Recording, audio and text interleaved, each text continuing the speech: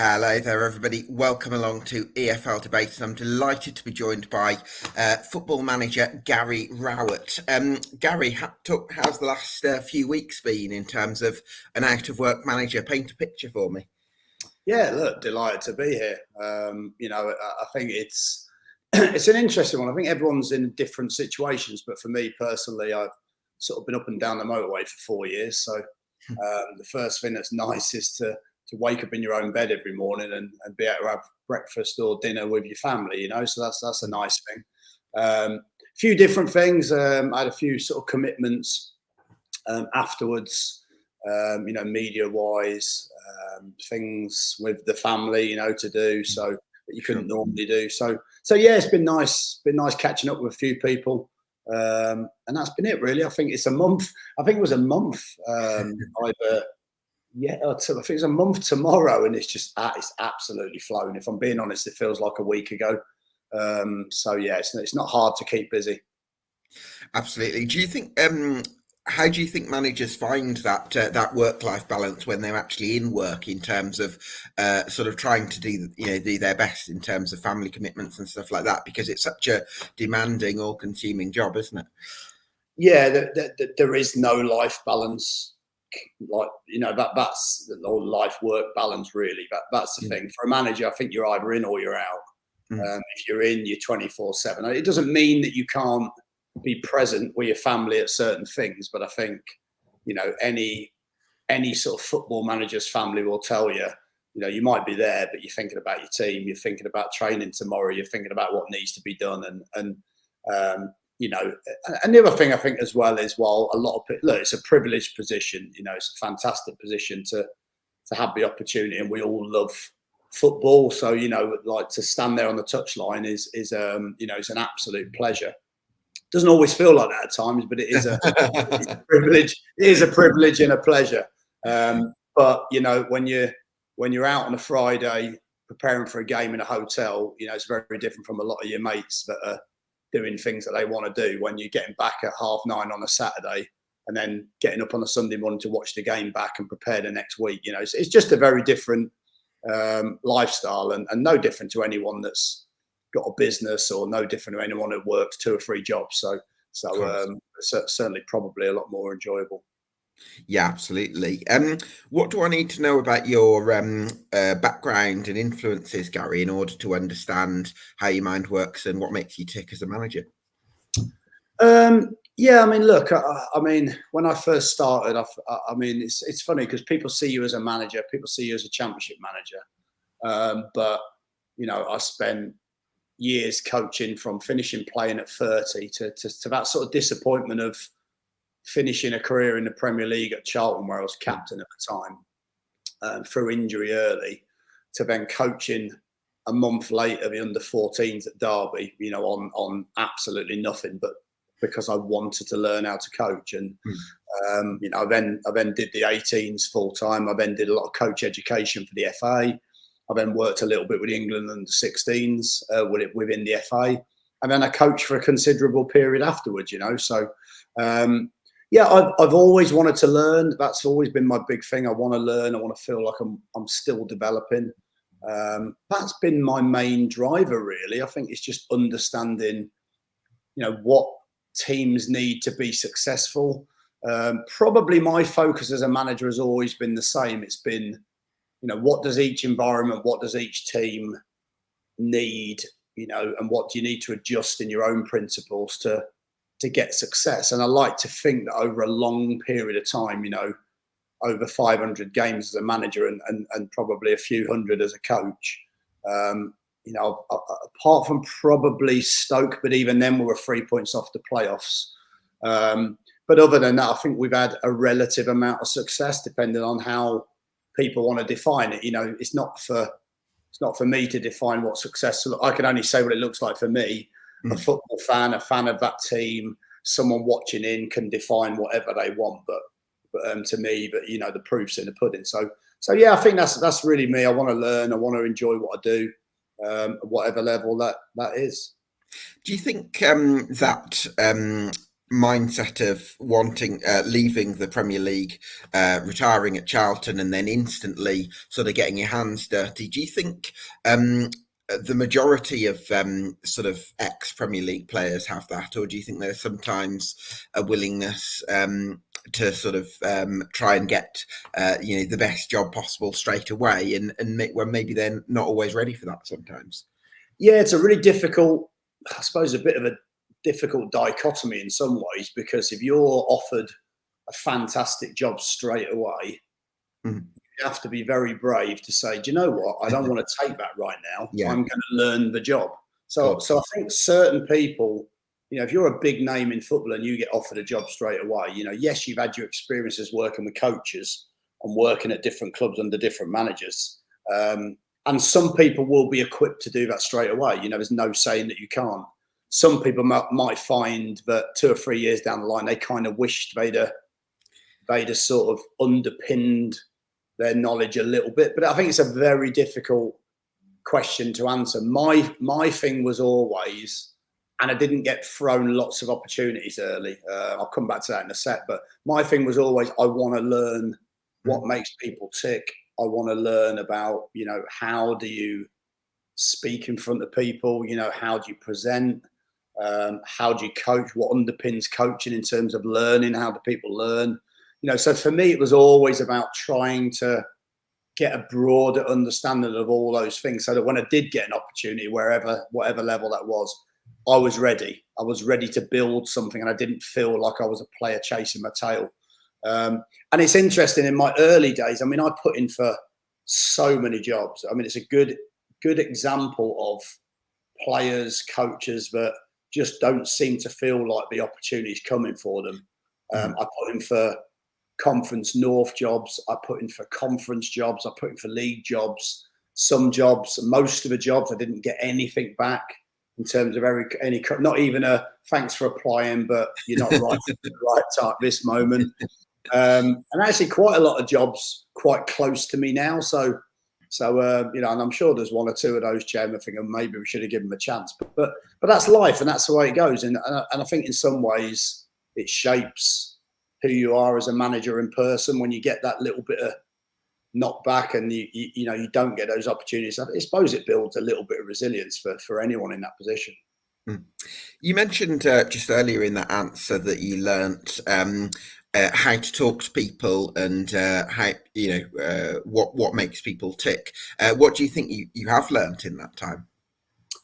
Well, look, I think if for me, football management really is no different to having a business, or no different to being a manager in any work, or just interacting in general. I think if you look at a lot of it, and I know a lot of them are very sort of conceited in some ways, but you look at a lot of sales books, it's all about, what does that other person want? What does that other person need in order for them to feel valued, in order for them to feel part of a team, part of a business, part of a community. And I think that's quite generic, whatever that looks like. Yeah, and I don't think a football team's any different. I think that's what if I look at the best managers around, even the likes of a Guardiola or a Klopp, let's take those 2, for example, are probably the 2 best in the Premier League over a period of time. Yes, they're brilliant tactically. Yes, they're brilliant on the grass and the way that they talk to the press and all of those things. But they look like they have a great relationship with the players. They look like they have this real bond and trust with the players. And that's no accident. You have to know how to try. I'm not saying that I have, but what I'm saying is that, that's a fascinating part of any role, is communicating. How do you build those relationships up? So I think that kind of human dynamic, that team dynamic, that trying to create a culture, it's only one part of it. But that's certainly something that I'm very, very interested in. How much of that, Gary, do you think is treating people the same, and how much of it do you think is knowing how to get the best of individual players and what's going to spark something different in different people? Yeah, I think there's a balance between both. I don't think there has to be one or the other. I think that you have to treat people to a certain degree the same. Certainly players, you know, if you treat one player differently to another player, you know, unless that player is your best player in the team, but maybe just needs slightly different management. And I think the other players sometimes half accept that. Yeah. You know, if you've got a player that's a top striker, you know, I think the other players accept that maybe for him to be the best he can be and score 20 goals a season, like for someone like Matty Vidra at Derby, for example, you couldn't get him to work in the same way off the ball as some of the other players because he needed something different. But I think overall you can't let one player turn up late and let them get away with it, and then let another player turn up late and then, you know, nail them and fine them for it. You know, for me, that's not a inclusive culture. That's not an equal culture. That's not a good culture. You can't build a culture around those things. But at the same time, you're always going to get different players, different personalities that need something slightly different. You know, I think it's becoming less and less. But you know, there's some players that are motivated with an arm. Well, I think every player is motivated with an arm around them and positive reinforcement. But I think some players you can get under their skin in different ways to get the best out of them. I think that's the skill of the manager. That's the skill of a head coach. I think that's you know, that's part of good management, that sometimes there isn't always a rule for it. Sometimes a lot of it is intuition and thinking about the right thing at the right time with each player. Yeah, it's very difficult to probably describe in a black and white way. Yeah, for sure. I think you started your managerial career under pound for pound one of the best owners in English football in Ben Robinson, and I remember you did an interview with Ian Holloway a few years ago talking about you know, the difficult start you had at Burton Albion. But I'm just wondering what the transition looked like going from maybe a few ropey early results to the side that actually got into the playoffs in the following 2 seasons, and then obviously went on to win the title under Jim Floyd Hasselbank. Yeah, I mean, what I would say with that is, I mean, I still speak to Ben now. You know, Ben gave me my first opportunity, you know, in management. You know, and I owe an awful lot, and I think that's important. That, you know, whoever's helped you along the way, you know, you have to try and help them at some point, and that's how life works, doesn't it? Yeah, a good example of a very, very good chairman. I remember, it's funny because that early period, probably, you know, that first 3 months as a caretaker and probably the first 3 months as a manager kind of taught me everything you needed to know. I mean, the first game, I think it was the first game we played Northampton. We were nil. We hadn't won for a long, long time. We hadn't really got any points for a long, long time. And otherwise, we wouldn't have had the opportunity. And I still speak to Pesh as well. So you know, I had a fantastic time under Paul, who did a brilliant job keeping the team in the division and stabilising, you know, certainly. But that first game, you know, I think we lost 1-0 to a late goal in the 92nd minute or something. And oh my God, the feeling on the sideline of being so close to something that you felt might build confidence to, you know, to lose in the game. And in the second game, I think we played Wimbledon. We were 1-1. Might have been the second game or third, I'm not sure. We were 1-1 about 60, 70 minutes, and I thought this is going quite well. We lost 4-1. And I remember afterwards speaking to Ben and just trying to be honest, but maybe a little bit of self-doubt. And I remember saying to Ben, look, if you know, for the good of the club, for the good of the team, if you need someone else, you know, I mean, you've got to go and do that. And he said at that point, he said, no, listen, you've got to prove to me that you've got what it takes to manage the team. And at that point, it was a funny one. It was like your dad or your mum slapping you around the back of the head, and basically saying, you know, get on with it. Stop feeling sorry for yourself. So I think most managers are in the same boat. You know, there's always a bit of self-doubt at some point creeps somewhere. That's just natural. Anyone who says that it doesn't is lying. So those early games, and then, you know, trying to get some results. I think we got a result at home to Gillingham. Then I think within that period, we went down to Bristol. Again, we're 1-1 at about 60 minutes. I think we lost 7-1 or 6-1. I mean, it was horrific. You know, I can remember. Port Vale caused you a few problems, didn't they? Port Vale, I think that was the next season, Mickey Adams. So I've had some heavy defeats within that period. But what it shows you is, you know, you have to stick to your processes. You have to stick to what you believe in. You have to, you know, as a manager, you've got to be very good at It's not just about winning. Everyone talks about don't get carried away when you're winning, and don't get too high when you're winning, don't get too low when you're losing. And I think, whichever way you want to describe that, whatever terminology you want to put it in, but it's so true. There's a 7-1. I always think to myself, there's a 7-1 round the corner. But if you lose 7-1, there could be a 4-0 round the corner winning. Do you know what I mean? So you've just got to keep going. You've just got to keep sticking with what you believe in, and be confident enough that at the end that will get you more good results than bad. And I think that's any manager would have been in. I've never met a manager yet that hasn't had a poor defeat. I've never met a manager yet that hasn't had to go in on a Monday morning and put on a bit of a face and lift the players and lift the training ground. I think that's part of the job. So it taught me an awful lot of things.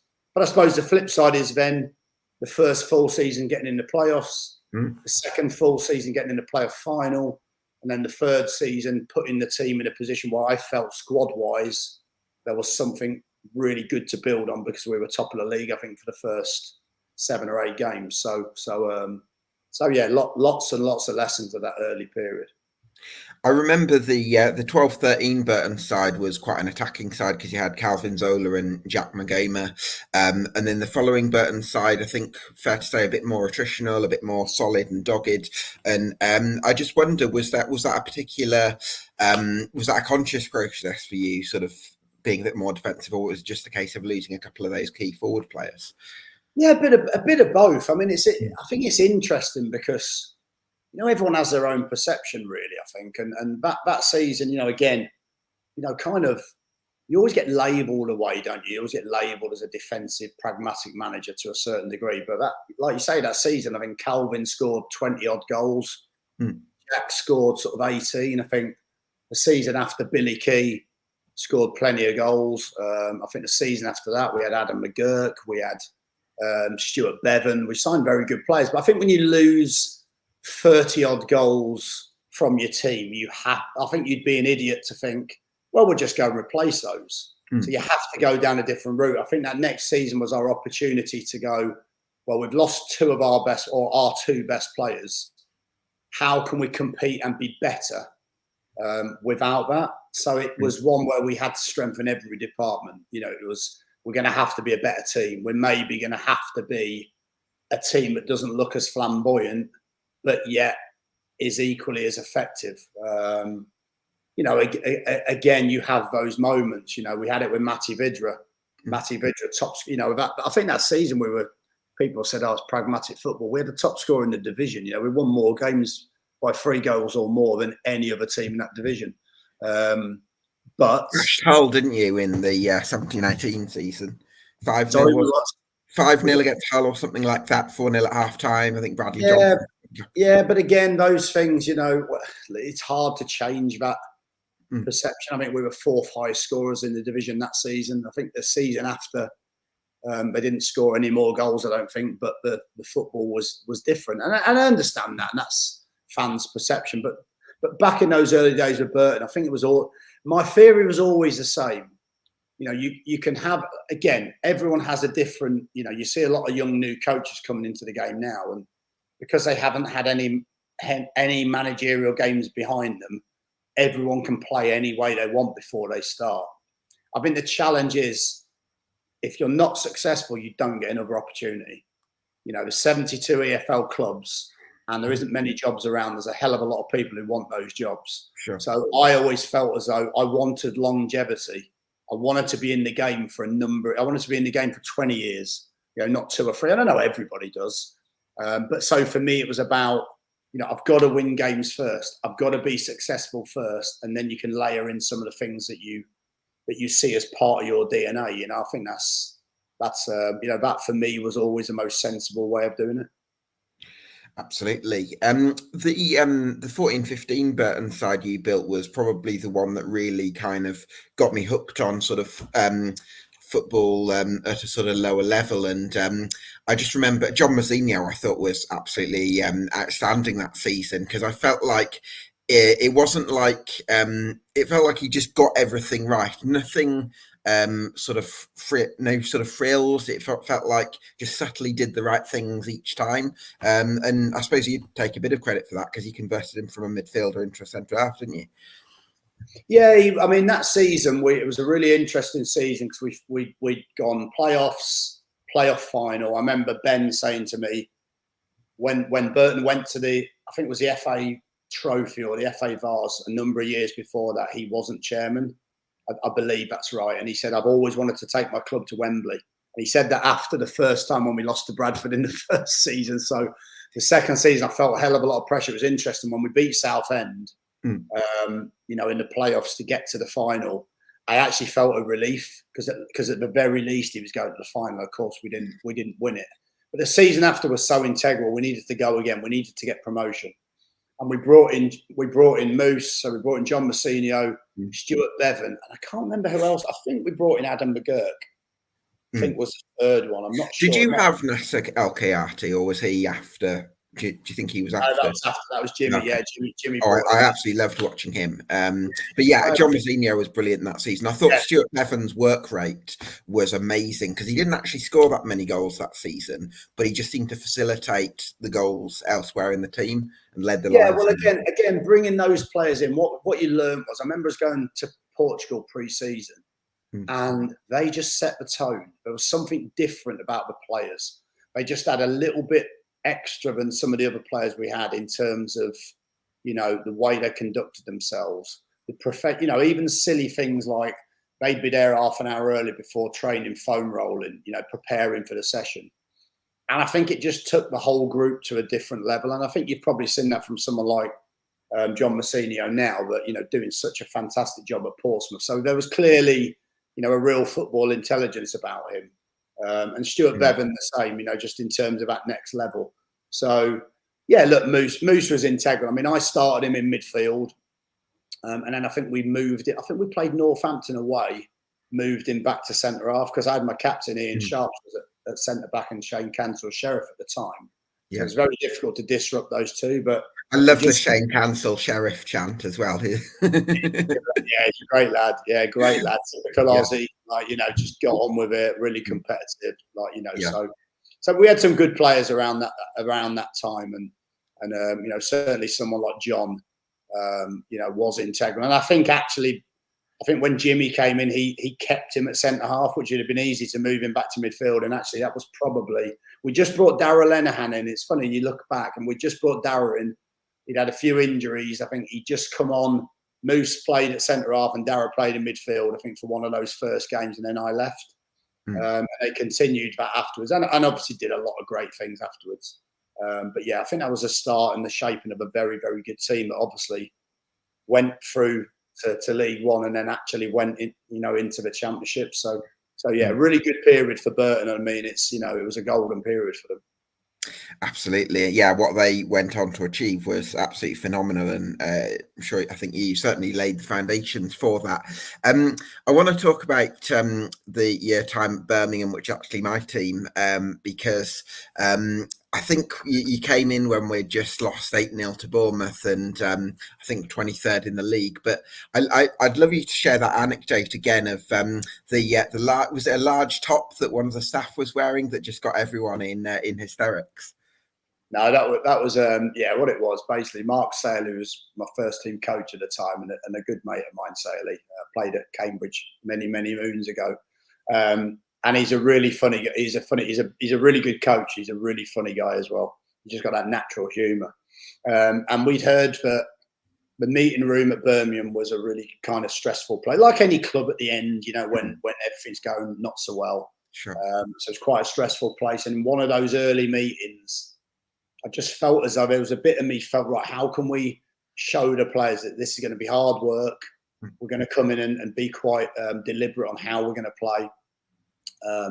But also have a bit of fun and lighten the mood. And sometimes when you go into a stressful environment, you have to try to do something different. It's impact management of any business. You've got to try and get those easy wins. So I wanted to relax the players. So we'd been measured up for a suit, I think, the first day. So the guy comes in, he measures everybody, staff, suits, and then he has a few to try on or whatever it was. I can't quite remember. and he's measured Saley up, but he's just looked at him. Saley's 6'7", he's a giant of a guy. And he's looked at him and he's gone, yep, got it. And Saley's gone, well, don't you want to measure me? And he's gone, no, I've got it. So anyway, a couple of days later or whatever it was, his suit came. Well, anyway, he's in the office trying this suit. I'm like really excited because probably, we didn't have a club suit at Burton, that's for sure. And he tries it on, and honestly, it's like up to here on his arm, and it's up to his shin on his leg, and I'm looking at him, and we're laughing our heads off. And then I paused for a second and just looked at him. He went, no, and I went, you know, don't you? Anyway, he just knew. He knew what I was thinking. Like good stuff. They know what you're thinking as a manager. We've worked together a while, and I said, listen, you know what to do. So anyway, so we got all the players in the meeting room. And we're about to start the meeting, and I've just said to one of the lads at the back, one of the staff at the back, is everybody here? And I've gone, no, Saley's not here. So I've opened the door, and at Wastills, the other rooms weren't too far away. So Saley, you coming? And Saley went, yeah, I'm coming, Gaz. So he's walked down the corridor, he's walked into this room. Well, I swear to God, I don't want to name like a person, a character, because I don't want to demean Saley and comedy value, but it was so funny. It was so, and the players burst out laughing. I mean, if you could ever get Darren Randolph on, he was still laughing 2 hours later. Honestly, it was, but it set the tone. It set the mood. We were there to work, but we were also there to have a bit of fun and enjoy what we were doing. And little things like that. Again, we spoke about. You can't go on a course and find those things out. You just have to use a bit of intuition of what you think's right. And there were obviously a lot of other things that we did at Birmingham, but yeah, it set the tone, and it really got us in a position where the players knew what was expected. We tried to give them that confidence like you do as a manager going in, but we tried to enjoy it as well and have a bit of fun. And I think you can get a little bit of a lift out of the players sometimes as a new manager doing that. Yeah, absolutely. Was it a case of just sort of stripping everything back when you first came in and giving the players some instructions that they can kind of process very quickly? Because that game at Wolves on our first game, I was there, and it was just like rock solid defensive display. Michael Morrison came in as well. That's right. What an impact that was. Yeah, I think you look at the strengths of the players around you. You look at you look at the way that the team plays and how you want the team to play. So I think one of the biggest things, we brought Morrow in from I don't know where, but I think our budget was it Charlton? I think it was. Yeah, I think we had a loan budget. I think we had we could bring one player on loan for $5,000 a week. That was obviously it's a big amount of money, but in terms of championship terms, it was not a lot. So we brought him in, and we had Robbo next to him. I think it was about 36 at the time, and I just felt as though, if I left loads of, I could have been a manager to go in and say, yeah, we want to be on the halfway line. We want to squeeze. We want to have loads of the ball. But you put space behind certain players, that's going to make it very difficult. But someone like Robbo was absolutely incredible at, if the ball was in front of him and it was tight, he was so competitive and so good at that. Yeah. Look, you go in. This is how we're going to play. It's a first game. You don't necessarily play exactly the same in the second game, but this is how we're going to play. This is what we're going to do. This is how we're going to work towards it. And I remember quite early on, again, little things. So I felt it was important to forget what had gone on. So I said, listen, it's a new slate. I wrote a table up, and I put every team in a division, no games, no goals, no points. And I said, this is it. All we've got. Unfortunately, the EFL rejected your proposition. they rejected my position to do that for real. But mentally for the players, it was starting from here. And I'm not interested in where you are on the table at the moment. I'm interested in where we finish this league. Because if we finish this league, at a decent level, we're not even going to be looking at the bottom of the table. And I think that was all it was all about, was looking up. And luckily, I say luckily, obviously there was an element of skill involved in it, but by beating by drawing against Wolves, and then more importantly, I remember the game so clearly. We hadn't won at home for a long, long time, and beating Watford, a tough team, a tough game in that first game. The atmosphere, I mean, I've got to say, I don't know if you were there, but the atmosphere. Yeah, I was there, and you got like an absolutely standing ovation when you first came in. I remember you walking down the down the touchline to the dugout, and like the atmosphere was just absolutely bouncing. And then I think we scored an early goal, and the big memory for me from that night was Clayton Donaldson's goal. I think it was a lovely delivery from Cottrell. I think Wes Thomas had done some running, and then Donaldson just nodded it in, and that's a brilliant moment that was. Brilliant knowledge. Wow, that's some memory you've got there. I know, yeah. but you're right, and those little moments, obviously, I'd been a former player there, so I suppose I had that link and that little bit of something for the fans to hang their hat on a little bit. But I think to get that win so early and to take 4 points from the first 2 games, that meant absolutely everything, because it gave the fans belief, it gave the players belief, it gave everybody belief, and of course, when you're going in on a Monday morning and that imaginary table that's now got 4 points after 2 games and you're sat in 4th or 5th, has quite a powerful effect on the players. And that first sort of 10, I think the first 10 games, we won something like 7 out of the first 10. I mean, it was incredible, really. But yeah, I have to say that period for me as a manager, going from Burton, being a little bit unsure of what the Championship looked like as a manager, not as a player, of course, but as a manager. And, being able to transfer those skills and those ideas onto a bigger stage was also, massive for me as well. And very, very enjoyable and a really kind of memorable period, in my managerial career. Because that stage at Birmingham, those early days, that first season, was an unbelievable period. Yeah, certainly was. I didn't go to so many away games during that period, because that was a time where I was kind of starting to study other games more from a sort of neutral or journalistic perspective. But one of the things I remember my dad saying was that after wins, you wouldn't necessarily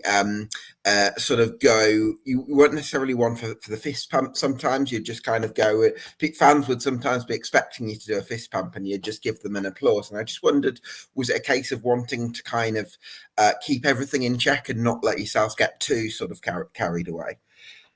Yeah, and that's something for me. I again, look, I can only go off my own principles. My background, my granddad was a Yorkshire miner. My dad was a Yorkshireman, that worked, in the prison service for a long, long time. And it was a really grounded kind of background. I also, in some ways, I was also never really a fan of a club and went as a young fan. So I never sort of had that sort of, impact on me in terms of what it's like to be a fan. And maybe that's something I wish I'd have done, because it probably would have given me a better understanding. But also for me, I've always wanted to just be authentic, as in be myself. And look, it's not a criticism, but I see a lot of people doing things that for me, are a little bit false in some ways to get the crowd going and to be a certain way. Sure. And for me, it was always just be authentic. I think it's, I think it was always just an appreciation for the fans if we win.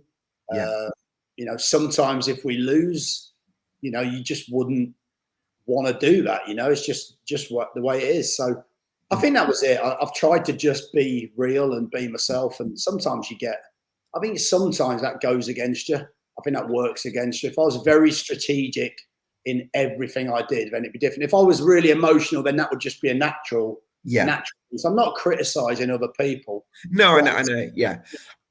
No, I think just it's really interesting you say that, because I've spoken to managers like Mark Bonner at Cambridge who said something quite similar to you, which is, I think you can't be a fan and a manager. I mean, some people are, obviously, and that sort of works for them. But from his perspective, I think that was one of the things he was saying, because he likes to be very methodical and very considered, and you're about managing something.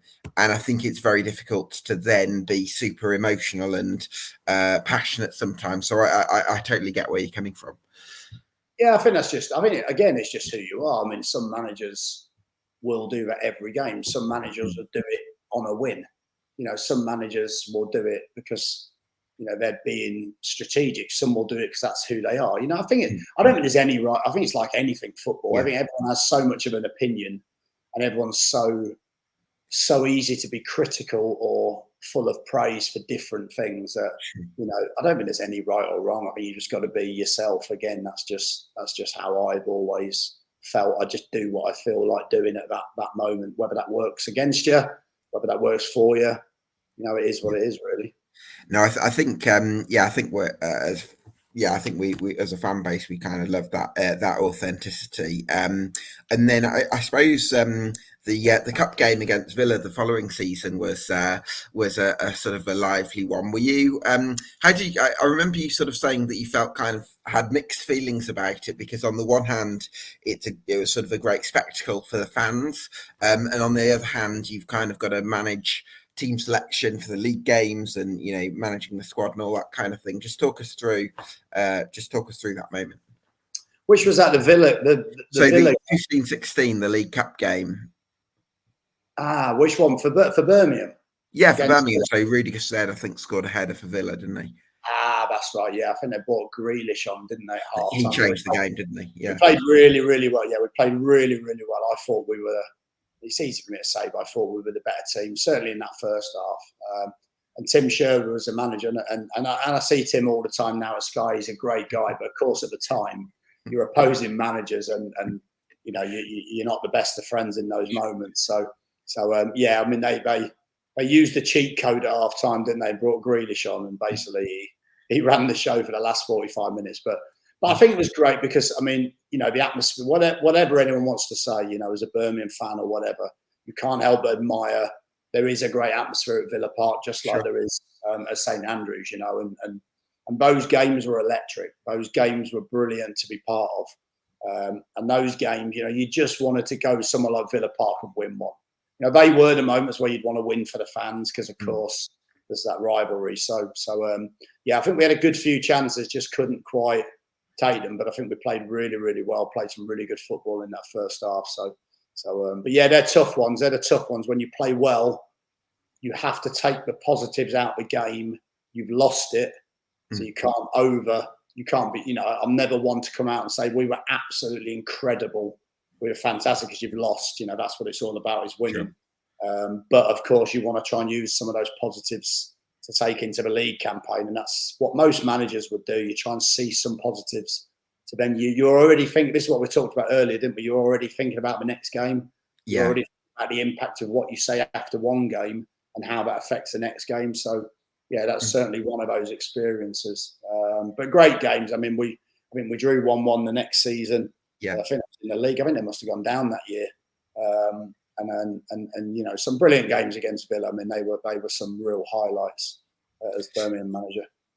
Certainly were. How close do you think you were with Blues to building a side that could have possibly challenged for promotion? Because 10th place finish in your first season from a really difficult situation, same finish in your first full season, and then the following year, close, not far off third, I think, at the time.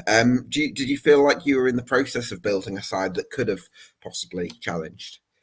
Yeah, I think we were. I think that the season that I left was probably the first season we were having discussions around that January window of taking the next step. And I mean, that was probably one of the reasons why I ended up leaving, getting the sack, was that we were speaking about taking the team to the next level. So paying some more significant transfer fees and paying more significant wages. And one of the sort of arguments I had is, if you're going to do that, you have to also lift everyone else up. The players that have worked so hard to get to that position, you had to lift those up to the next level as well. And also some of the staff, have worked incredibly hard in a difficult situation. And I felt that needed to be rewarded also. So there were a lot of things going on around that time, but when I look back, I think sometimes as a manager, I've certainly been guilty of it in the past, that you want to get to that next level quickly, whereas actually sometimes that slow building, getting better every year. At a team like Birmingham, at a club like Millwall, even perhaps not so much a Derby, but in those sort of teams with the budgets that they had at the time, sometimes incremental gains are the only way to get there. You're not just going to jump to the next level. So Yeah, I think we did have a very, very good side. We had some really good targets in that window. I remember we were looking at the likes of Johnny Russell from Derby at the time. We were looking at the likes of Aaron Moy, who obviously went to be an incredible player. And we had some very, very good targets. Whether we would have got them or not is a different matter. But that was just a level that we felt could take the team to that next sort of echelon, really. So it was exciting times.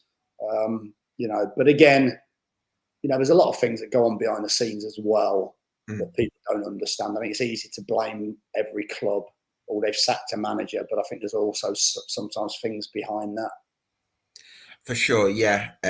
Well, I think from my point of view, you're the last manager that I kind of watched with my dad before he sadly had some health issues and sadly passed away shortly after that. But I think the fact that we actually had a pretty solid and competitive team in that time and were able to sort of have a bit of hope, I think that was like a really special time for me from a fan perspective to kind of look back on. So I really appreciate all your efforts during that time. In terms of the time after Birmingham, you obviously went to Derby County. Did you enjoy sort of going back to another one of your former clubs? Yeah, absolutely. I mean, I lived sort of 15 minutes away from the training ground. I played there, I coached there. So it was another one like Birmingham where I had a fabulous time as a player. That was another club where probably my most successful playing period in certain ways. We got out of the Championship, got promoted to the Premier League under Jim Smith. Had a brilliant group of players, a real camaraderie. That first season in the Premier League, keeping the team in a very good position. And then I think it was the second season, it was the first season at Pride Park, where I think for a long period we were about fourth in the league. I remember beating Arsenal 3-0 at home. I remember, beating some teams, and you just wouldn't do that anymore. 2-0 up against Man United. So there's some incredible moments. So to go back there as a manager was something that I'd always wanted to do, and it was a little bit of an ambition of mine. Went in that first period where it was, could we get in the playoffs? But it was a real stretch. Couldn't quite do that. And then the second season, I think we had to cut the wage bill quite significantly. We didn't have lots of money on transfer fees, but we tried to make it work, without spending lots and lots of money and bring in some experienced players. I remember there was all this thing about the February wobble, and the team couldn't quite get over the line. So in my mind, I thought, well, we have to bring players in that have done that. So we went a little bit older. So we brought in Curtis Davis, Tom Huddleston, players like that. Bradley Johnson. I think Bradley was already in there, but I think was trying to utilise that experience. And we knew that was a short term. Could that get us over the line? And of course, we had a strong season. We were second for a long period of that season, and that was probably the biggest regret. Is that we had that same problem. We got to February, and one or two of the players just found it difficult when that pressure came on. But we were second for a long period of it. I think we went 20 games, only losing one game. So, but we got into playoffs. I think we lost to probably everyone wouldn't have argued too much about probably Fulham were the best side not to go up automatically that season. And fortunately, we came out on the wrong side of we won the first leg 1-0, lost the second leg. So very, very close. And I think one of my regrets in some ways was that next season it just didn't feel like we were gonna push in the same way. It didn't feel like we had a plan to do the same, and that frustrated me a lot because when you got in the playoffs, all you want to do is just do one or two things to see if you can make the difference. And you can't just start again in that scenario. You have to try and build on what you've got. So disappointing really to leave, but again. It felt like I had to do that. It felt like that was the next step, but I didn't want to. It wasn't something I necessarily wanted to do because I could have saw myself building Derby for a long period of time. That was the plan, but again, doesn't always work out that way. No, and I suppose another the ownership issues at the club kind of came to light, I suppose, later down the line. In terms of Millwall, I think I don't know how you look back on your time at Millwall, because on the one hand, you're consistently, not far off at all. I think it was between 8th and 11th, all four of your finishes with the Lions. And on the one hand, on a bottom six budget, you go, that was a fantastic achievement. But I imagine there's also a bit of you that's kind of a little bit frustrated that you couldn't quite get them in that top six. Yeah, a little bit of everything. I think you've summarised that really, really well, because I think with a lot of good work. I think the team predominantly was a team. I think Neil had done fantastic work. Of course, he'd got them out of League One, and he'd had, I think they finished 8th one of the season, so they'd had really good success. But I think with Millwall, it was always felt like you could get close, and then the next season would feel like a survival one a little bit. And so for me, it was about trying to make, a long period of time challenging at the top end consistently. That was our aim. And I think our aim, I always said our aim was top six. I think a team like Millwall is very difficult to say, we want to be top two. It doesn't mean you're not going to try to do that. But I think it's with all the teams with parachute money and all the teams around, it's hard to do that. So I think we wanted to get in the top six and see what happened. To get so close. I mean, that first season, a lot of people say the same thing, and actually I probably concur with them. I think we played Forest at the City Ground, beat them 3-0, and then COVID struck. And that was probably, we were on a real roll. We had a real bit of momentum about us, and that probably would have been, interesting to have seen where that would have taken us. And then in the last season to be able to build on that consistency, and again, be in the top six. I mean, we had a little wobble towards the end of the season, but I think a lot of teams in that position do, because you've never been in that position before, and it's handling it. And then, if I'm being honest, when I look back, I think I moved on very quickly mentally, because I think I had to.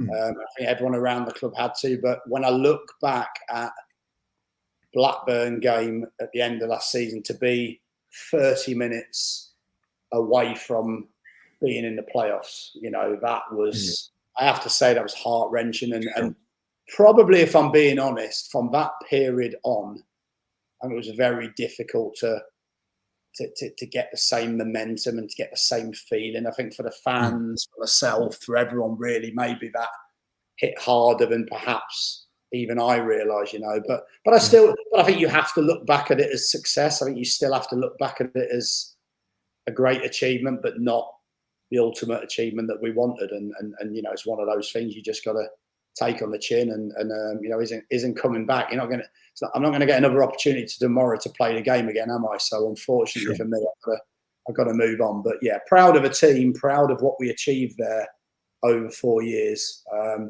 But again, a little bit disappointed we just couldn't take that next step. How big a thing do you think is momentum in football, and getting over sort of little disappointments like that? Because it feels like it's such a sort of confidence-based sport, doesn't it? Yeah, it is a confidence-based sport, and I think that's confidence is everything for players. If you speak to players, there's always an interesting debate. But if you ask someone, what would you say football is in terms of, in your head, or the actual skill, so the mentality of it and the psychology of it compared to, and most people would actually weight the psychology and the confidence side as probably bigger than the rest of it, because there's lots of players with talent, yet we don't do as much work, or we don't have as much staff in a football club in order to help the players achieve that mental side and support that mental side. So it's an interesting thing. That's something I've debated a lot, and we've used different people to see how we can try and move that forward. But yeah, I think it's huge. I think if you talk to any player, it's something as a manager that you try to instill in your players and foster along the way. Wins are brilliant because you can try to reinforce all those good things, and you can try to build that little bit of momentum. And there are certain ways to try and help that, alongside training and alongside your processes every week, and the performance levels, which is obviously what a lot of managers talk about, rather than results and being based on results. but yeah, it's massive. It's everything to a player, and you know how you get that, and how you build that, and how you create that. So many different facets and so many different things. But I think that's it. Everyone wants a player that's talented, a player that has the physical capabilities. You know, if you can get the best out of them psychologically, and if you can help support them and their mental processes, then of course that's what top players are made of. Some players have that innate. Some players have to work on it. Most players have to work on it, but some players find it very difficult to get to those levels. That's why you see so many good players at such a low level, you know, in the pyramid. You know, you see a player in League Two in a cup game, you're like, wow, why is he in League Two? You know, he's so talented, but you know, these are all the little pieces of the jigsaw that you need all of them to be a top player. Certainly do. What does the next what does the perfect job look like for you in terms of the most in terms of being realistically speaking, obviously? What do you want from your next job then? Yeah, I've always said the same in any job that I take. I want to feel, you know, obviously as a manager, you can't pick and choose your next job. So you have to go off what vacancies are available and what jobs you have a chance of getting. And as a manager, you know, I know the sort of job that I'll get in the Championship, which might be stabilising the team and trying to get them back to where they perhaps should be.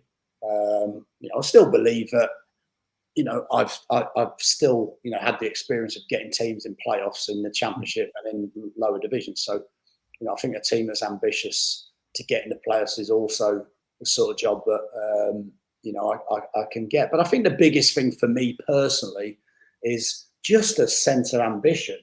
You know, just a team that's, you know, a team that doesn't necessarily just want to survive in a league, a team that has an ambition of either getting out of a league and then competing and building and trying to move forward. I think for me, that's always the factor.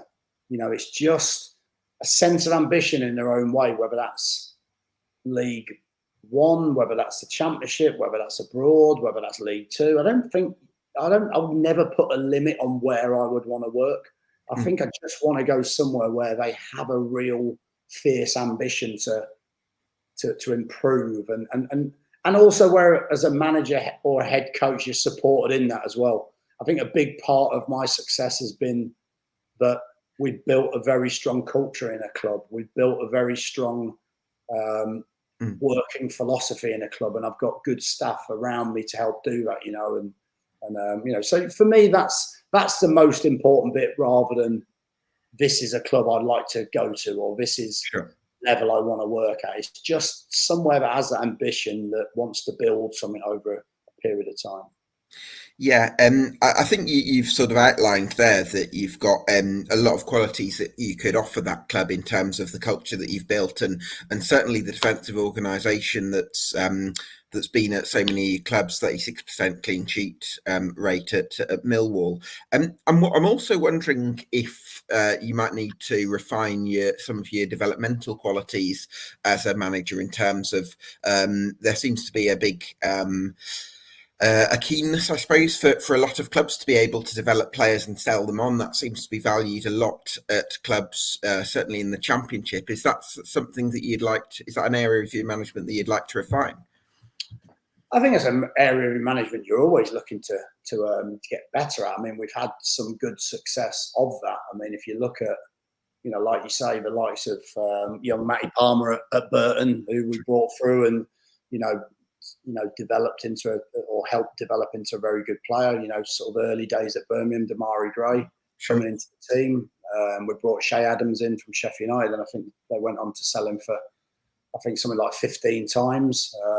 You know, Zian Fleming at Millwall, you know, turning down Premier League bids in the summer, and like you know, those sort of players. So yeah, look, I think it's always something you want to try and get better at, is helping develop young players.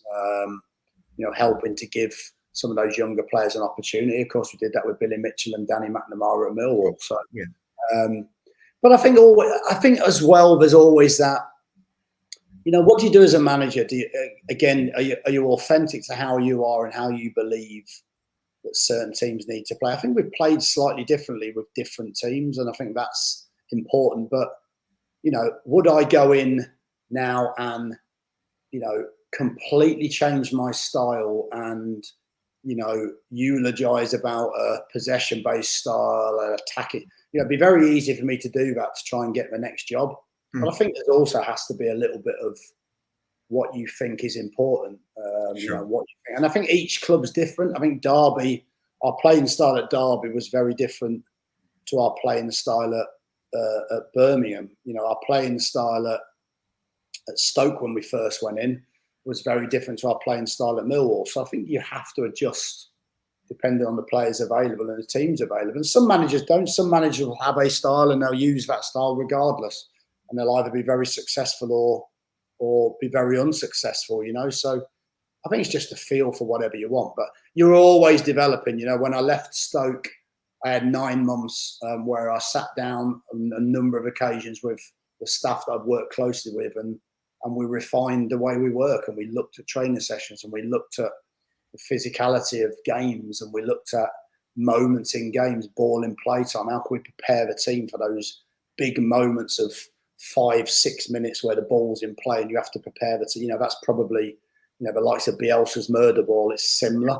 You're a period where it's got to be so intense, and it's based on data from the game, and it's based on what the game looks like in its most extreme moments. So you're always looking at those things to try and improve. And, you know, that's what I said earlier, you know, there's that learning element and that wanting to be better all the time. And you know, that's part of trying to grow as a coach and grow as a manager. You excited for the next chapter then? Yeah, really excited. I think, you know, at the moment, I've been very, very fortunate that whenever I've been out of work, I've managed to do lots of work with different media outlets. And I think that's important because, you know, I'm working, I'm watching games, I'm watching football. You know, first and foremost, people don't understand, but as a man, you know, I'm a fan of football. I love football. You know, I would sit at home today, even if I don't get a job in the next 12 months, and I would watch matches on TV, you know, and I would watch highlights of games because I love football. And so for me to be involved in football day to day, whether that's management, whether that's coaching, whether that's helping a club, whether that's helping a young manager, whether that's doing some media work, it doesn't really matter to me. I enjoy it all the same. And I have a few things that I'm looking at and a few things I'd like to do that are probably a little bit outside the box of management. But at the same time, you know, you never know when the next opportunity is around. You know, I've already had job opportunities put my way and they haven't been quite the right thing. So yeah, it's just waiting for the right one. And you don't know when that's going to be. It could be a month. It could be 2. I could be sat here in 3 years' time coming on and saying, yeah, I was hoping an opportunity would be here, but I haven't quite had it yet. So you never know. You know, I might never manage again. Who knows? So yeah, but looking forward to it and excited to it, but also looking forward to a little bit of family time in the meantime. I'm sure it won't be 3 years, Gary. No, thanks so much for talking to us, and we wish you well for the future. Fabulous. And I appreciate your time. Cheers. This has been EFL Debate. We'll see you again next time.